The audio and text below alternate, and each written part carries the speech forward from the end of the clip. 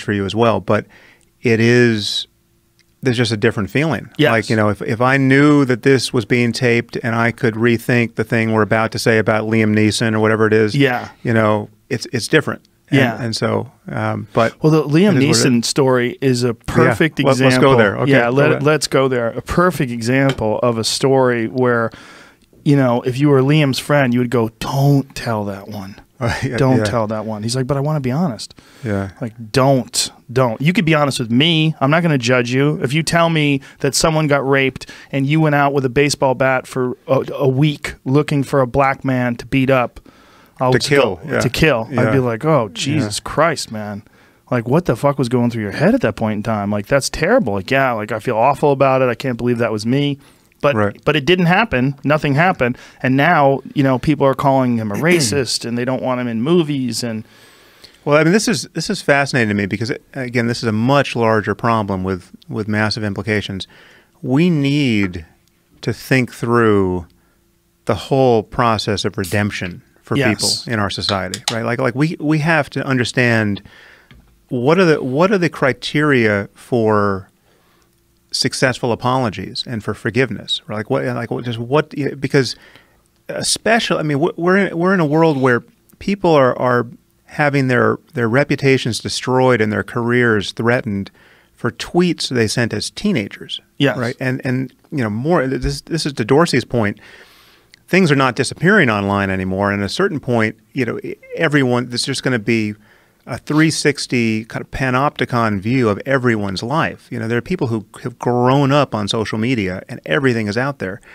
And I mean, the irony here for me is that you have, you know, progressives and, you know, people on the far left who receive a disclosure like, you know, Liam Neeson's, let's take his, and they just want, you know, they just want to see him burned alive, right? Let's just do the Wicker Man on this guy because this is, you know, this is so awful.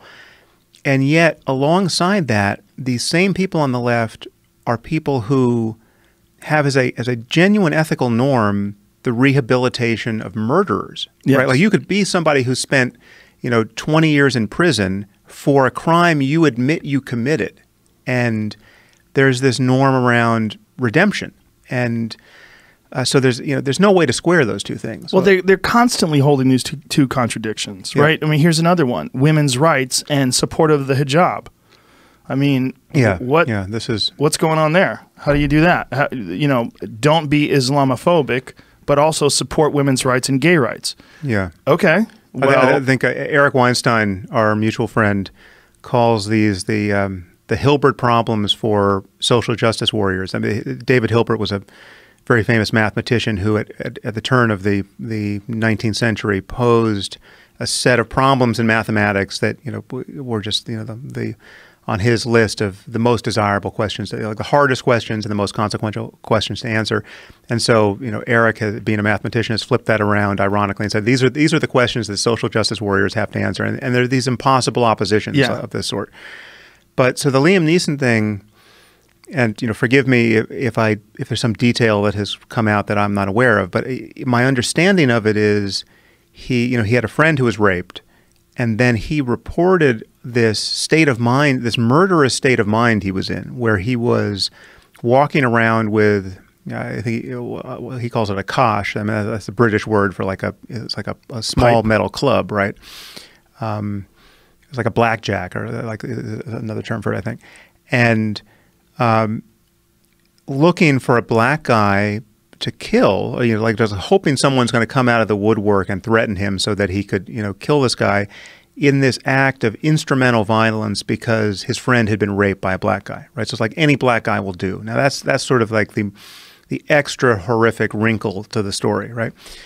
Now, and he's confessing this as a kind of a symptom of transient mental illness, at least as far as I know. It's like he's horrified by the fact that he was in this state of mind, right? Can you imagine? Like Liam Neeson, an actor, I have everything to lose, and although I don't remember at what point in his life he said this happened, can you imagine that I was in this state of mind, right?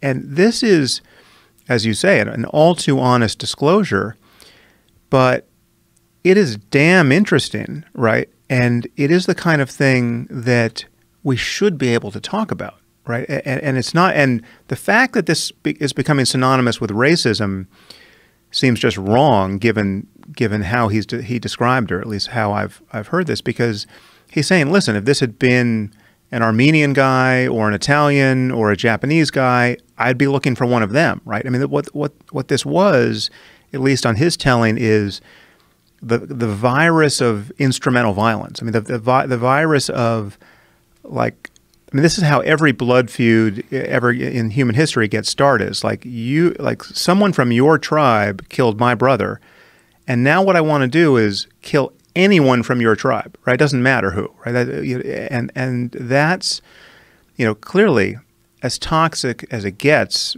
ethically, but that's not racism, right? We have a word for it. It's instrumental violence. But yeah, obviously he's getting totally pilloried over this. But we just need to figure out how to talk about how people can redeem themselves once something this unsavory is revealed about their past, whether they reveal it or whether it's just found out about them. Yeah, I mean, it is racism though, right? Because he's specifically looking for a black guy. I mean, I understand that it's a part of the other tribe. No, but it doesn't suggest that he has a predisposed that he feels one way or another about black people. It's like if you told me, yeah, I mean, he could have said, again, it could have been an Irish guy, right? Or it could have been, I mean, well, I guess he's Irish. Is he Scottish or Irish? It could have been an English guy, right? It could have been like any type, right? It's like the salience of the tribe is what he was reacting to, at least in his description. I don't know why you wouldn't take him at his word, given that he didn't have to say any of this in the first place, right? I mean, like, this is an amazingly honest and unnecessary disclosure, but it's and I don't think people would think of it as racism if the story simply was, she got raped by a cop, and I was just hoping to go kill a cop, right? Right. The same story, right? So yeah, I mean, but we're so trigger happy in our outrage with respect to anything like that. Why do you